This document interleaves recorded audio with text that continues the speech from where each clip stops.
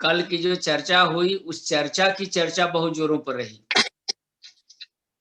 और सभी जगह रही, आपके यहाँ भी रही, उधर बिहार में भी रही। एनसीआर के कुछ शिष्य लोग जो सुनते हैं, रिकॉर्डिंग मांगते हैं बाद में, तो उनको दिया जाता है। उन लोगों ने भी काफी चर्चा करी। और जो तुषार जी ने, अभिषेक जी ने जो वीडियो बनाया था यूट्यूब पर, उसको भी काफी लोगों को हमने दिया, काफी लोगों ने सुना और फिर सबने अपनी भूल महसूस की, अपना पश्चाताप किया। काफी लोगों ने अपनी जो है उद्गार व्यक्त किया है। लोगों को ये बातें समझ में आने लगी हैं कि हम क्या कर रहे हैं। ऐसा लगता था कि हम तो बिल्कुल सही चल रहे थे और गुरुजी इतने दिनों से कह रहे थे, अब स्पष्ट लग रहा है कि हम कितना गलत चल रहे थे। चलिए, अभी भी अगर ज्ञान हो जाए, धीरे धीरे उसमें परिवर्तन आने लग जाए तो बहुत अच्छी बात है। अभी कोई समय नहीं बीता है, बहुत जीवन है, जीवन तो निरंतर चल रहा है। इससे संबंधित बीच बीच में चर्चाएं चलती रहेंगी। आज प्रिंसिपल साहब नहीं है क्या? है गुरुदेव, है। अच्छा अच्छा, चलिए ठीक है। तो सतीश जी, चर्चा आरंभ की जाए अगर आपका आदेश हो तो। नहीं गुरुदेव, आदेश आपका। असल में आज अभी हम विलंब हो गए। हमारे यहाँ विश्व हिंदू परिषद संघ सब परिवार जुटा हुआ था और जो अपने संस्था और आप सबने जो सहयोग दिया है, उन सब के माध्यम से 2,75,000 की राशि आज हम दिए, तो राम जन्मभूमि में गया सहयोग में। और कल पेपर में भी आएगा, फोटो भी हमने डाला है। उसी में सबको विदाई करते हुए थोड़ा विलंब हो गया। तब तक आप लोगों की चर्चा होती रही और जिस समय हम ज्वाइन किए ग्रुप में,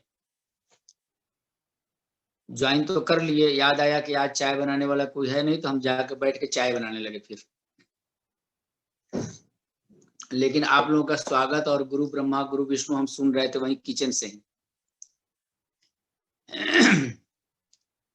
आज की चर्चा आरंभ की जाए सतीश जी। जी गुरुदेव। रोचक प्रश्न किसी के हैं तो उसकी चर्चा करें, या जो भी आपके पास प्रश्न हो उसकी चर्चा करें। गुरुदेव, हम तो अपने ज्ञान जो सुनते हैं उसके आधार पर प्रश्न करते हैं, रोचक तो उसे आप बनाते हैं।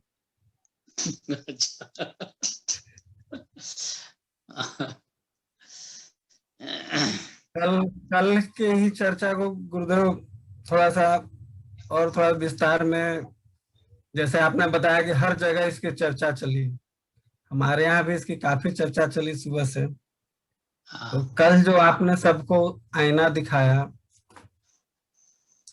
तो उससे अपने जानने की शुरुआत की होगी कई लोगों ने, जैसे हम लोगों ने की, सभी लोगों ने किया होगा।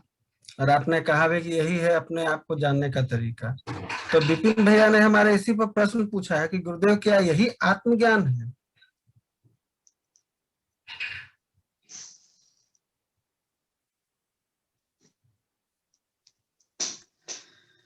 ओम परमात्मने नमः। वास्तव में यह आत्मज्ञान नहीं है, इसे आत्म साक्षात्कार नहीं कहते। आत्मज्ञान तो वो है जो आप मूल में लेकर के आए हुए हैं। आत्मज्ञान वो है जो आपके स्वस्थ चित्त में विराजमान है, स्व में स्थित है, जो आप आरंभिक अवस्था से जन्म के साथ ही लेकर के आए हुए हैं, जिसकी चर्चा स्वभाव के रूप में की गई, परमात्म भाव के रूप में की गई। उससे जुड़ जाना, उसका दर्शन कर लेना, उसको जान लेना, वह होता है अपना परिचय। आत्म साक्षात्कार, आत्मज्ञानी अर्थात आत्मा से जुड़ जाना जो आपके स्वभाव में है। जो हमने कल चर्चा की वो आपके स्वभाव में नहीं है, किंतु आप कर वो रहे हैं, विजातीय कर्म कर रहे हैं जो आपके स्वभाव में नहीं है। और यह बाद में आया हुआ है, यह आरंभिक स्थिति से नहीं है। यह दांत की तरह है, जिह्वा की तरह नहीं है। जिह्वा आपके आरंभ से आई है और अंत तक रहेगी। स्वभाव उसे ही कहते हैं जिससे आपका परिचय अभी तक नहीं हुआ है। आपने जो आडंबर, पाखंड और आसुरी वृत्तियों का नकाब ओढ़ रखा है, जो समाज में, रहन सहन में और प्रवृत्तियों के कारण आपने इकट्ठा किया है, उसका परिचय हमने कराया। आप कर क्या रहे हैं उसका परिचय हमने कराया।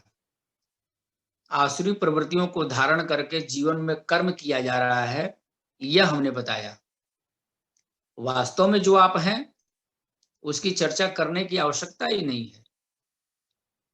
जब आप इन सब कर्मों को कि कहाँ आप गलत कर रहे हैं, कैसे आपकी प्रवृत्तियां अशुद्ध हैं, तमोगुण और रजोगुण से कैसे प्रभावित हैं, जब इसका परिचय हमने कराया और आपने अपने आप के अंदर इसे देखा, महसूस किया, अब जब उसका त्याग करेंगे, जब गलत को छांटेंगे, फिर आपको आत्म साक्षात्कार होगा।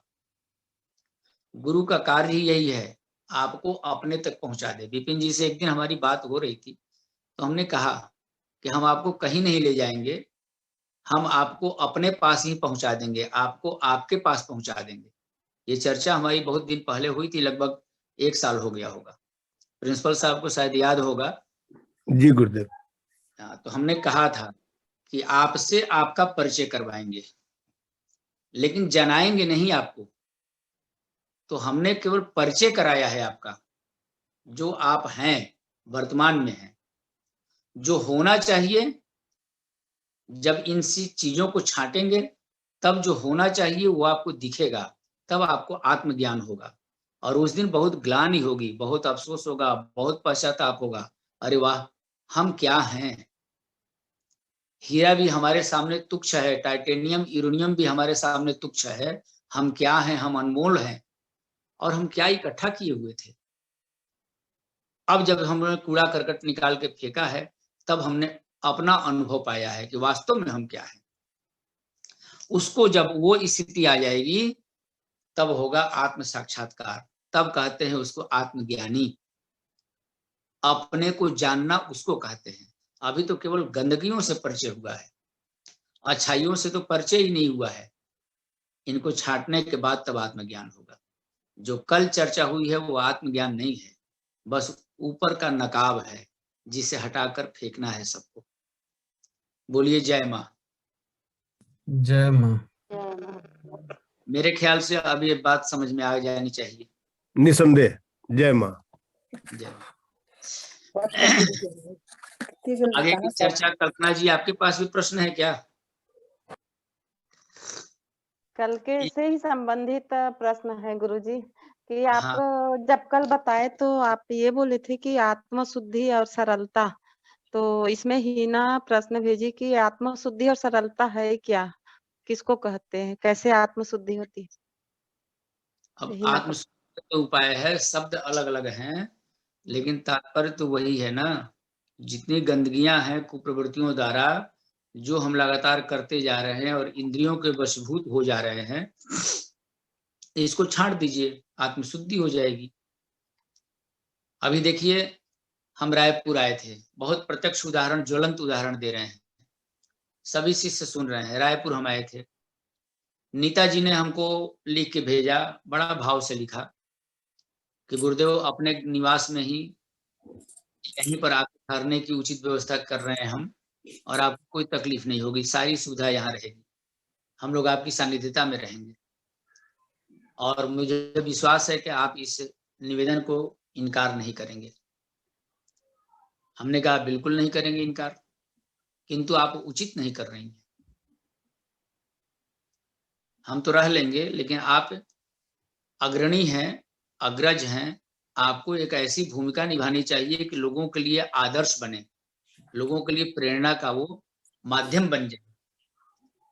उसके बाद नीता जी शांत हुई तो नुपुर लड़ाई करना शुरू कर दी।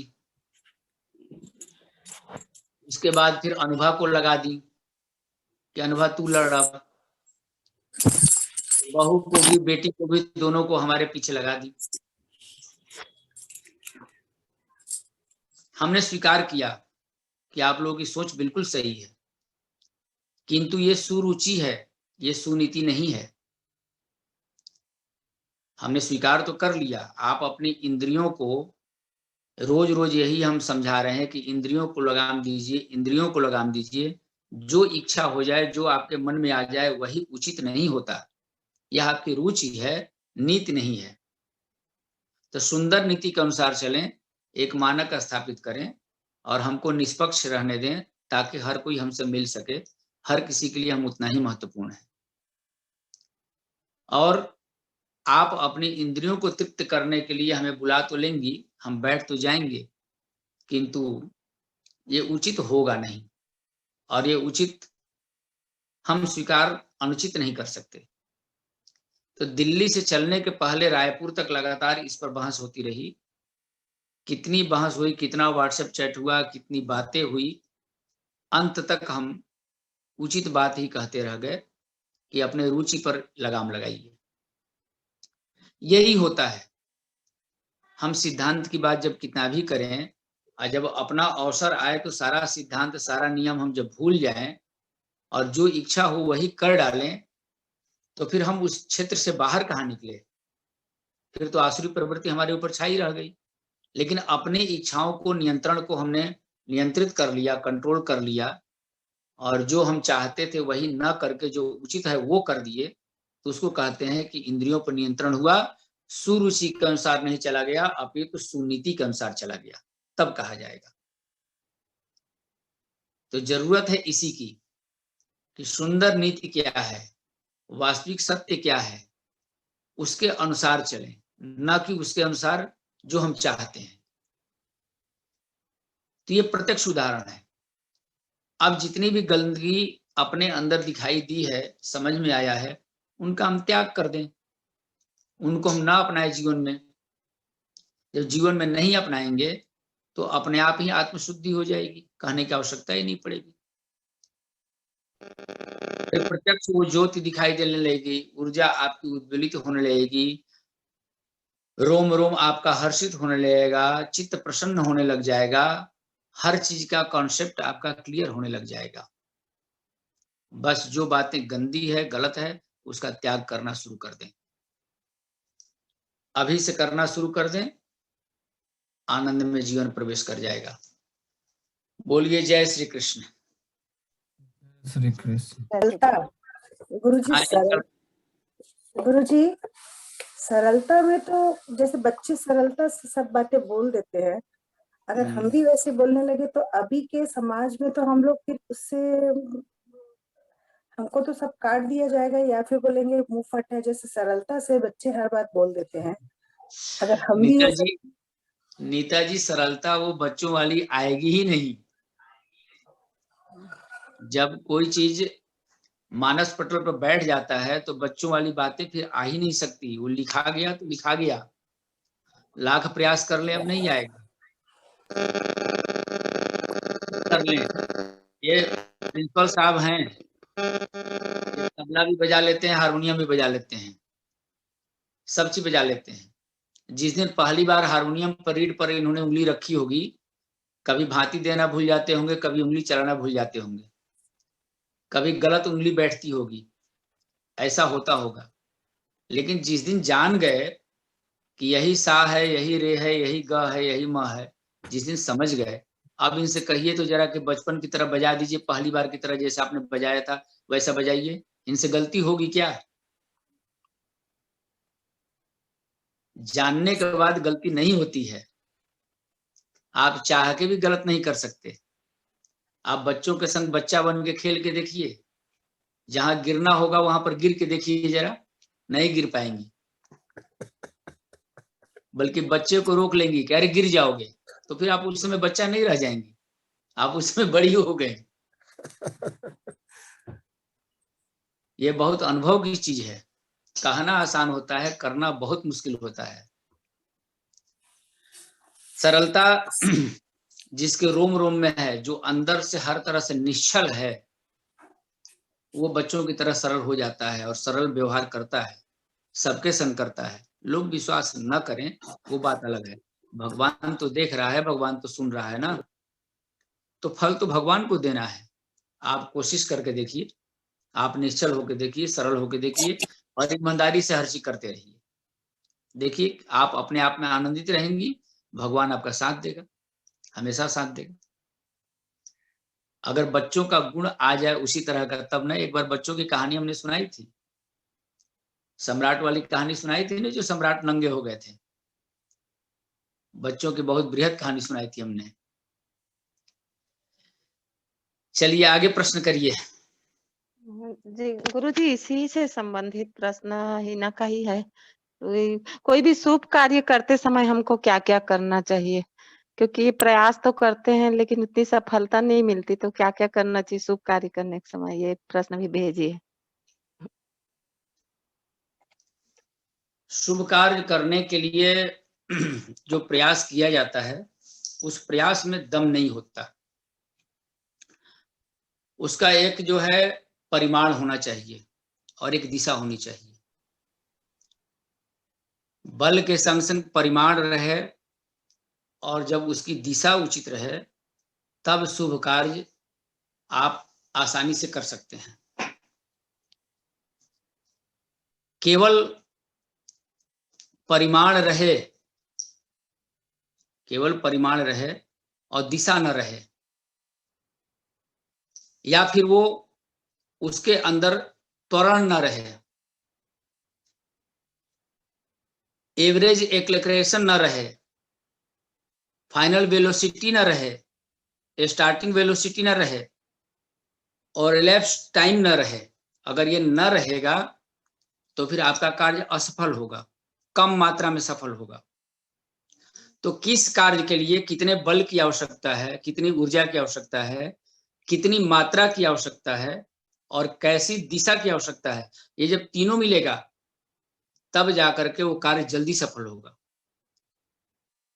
तब जाकर के तीनों कार्य जब मिलेगा, बल भी होना चाहिए और आवश्यकता अनुसार उसमें त्वरण कर सकें, अर्थात उसके बल को हम बढ़ा सकें, रेट को, दर को बढ़ा सकें।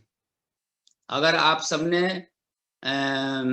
फिजिक्स पढ़ा होगा, फिजिक्स में आपको ये फॉर्मूला मिलेगा, सदिश राशि होती है, सदिश राशि का फॉर्मूला आप जब पढ़ेंगे, बल भी हो, त्वरण भी हो और जब दिशा भी हो, परिमाण भी हो, तो जब सब कुछ एकजुटता होगी तब जाके कार्य की सिद्धि होती है।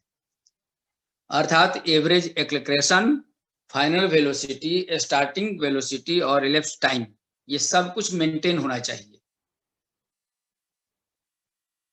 फिजिक्स वाले इसको अच्छी तरह जानते हैं। तो फिजिक्स का हर चीज मेटाफिजिक्स से, अध्यात्म से रिलेटेड है। जब तक उस मात्रा में हम नहीं करेंगे, जैसे हम कार्य तो कर रहे हैं, हम फोन पर बातें कर रहे हैं, डील कर रहे हैं, जितना हमको जाना चाहिए क्षेत्र में, जहां पहुंचना चाहिए उतना हम न पहुंच के कभी कभी पहुंच रहे हैं, तो कार्य सफल होता हुआ दिखाई देगा, लेकिन बहुत स्लो मात्रा में दिखाई देगा, जल्दी नहीं होगा, उपेक्षित ढंग से होगा।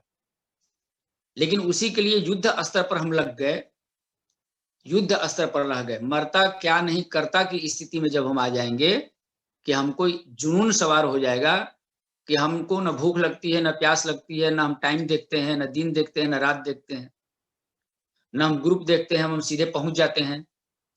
जब जुनून के रूप में हो जाएगा वो कार्य, तो बहुत तेजी से सफल होगा, जितना आप नहीं चाहेंगे उससे भी ज्यादा सफल होगा।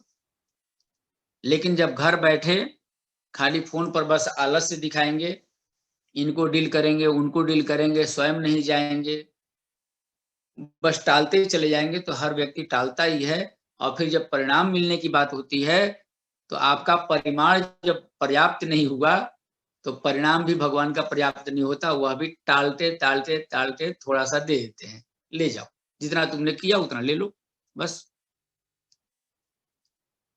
तो फिजिक्स का फॉर्मूला जो है, त्वरण पढ़ लीजिए, बल पढ़ लीजिए, सदिश राशि का पूरा सूत्र पढ़ लीजिए, तब जाकर के उसके अनुसार आप काम कीजिए। अदिश राशि से काम नहीं चलता, अदिश राशि से काम नहीं चलता। एक दिशा होनी चाहिए, पर्याप्त बल होना चाहिए, पर्याप्त मात्रा होनी चाहिए, और जब आवश्यकता अनुसार उसमें बढ़ाने की शक्ति होनी चाहिए कि हम बढ़ा सके। त्वरण, उसको त्वरण कहते हैं। तब तो काम करेगा, तो जल्दी काम हो जाएगा। तो उस मात्रा में परिश्रम नहीं किया जा रहा है, इसलिए शुभ कार्य फलदायी नहीं होता। ठीक है, हमारी बात समझ में आ गई हिना जी? जी गुरु जी। यही कारण है कि कार्य जो है असफल होता है। तो पर्याप्त जरूरत है हर चीज को उतना ही मेंटेन करने के लिए। जैसे इक्वी मार्जिनल यूटिलिटी में एक दिन हमने बताया था कि इकोनॉमिक्स में एक सूत्र है, if a person has a thing which he can be put several uses, it will be distribute it among those uses in has the same marginal utility in all। ये हमने पहले भी बताया था कि जब सब जगह से आपके कार्य की प्राप्ति एक समान हो, तब तो समझिए कि आपका यूज सही हुआ, आपका उपयोग सही हुआ। 24 घंटे आप जीवन बिता रहे हैं, 24 घंटे में अपना मूल्यांकन करिए कि जो आपने रुपए खर्च किए उससे आपको मिलने वाली संतुष्टि उचित मात्रा में मिली या नहीं। जो आपने समय खर्च किया, जितना मिनट जिस कार्य में खर्च किया, उससे संतुष्टि उसी बराबर में मिली या नहीं। तो आप अपने आप को पाएंगे कि यह समय हमने व्यर्थ गंवा दिया, इससे हमें कोई संतुष्टि नहीं मिली, या मिली तो उतनी उपलब्धि नहीं मिली, उतनी मात्रा में नहीं मिली, कम मात्रा में मिली।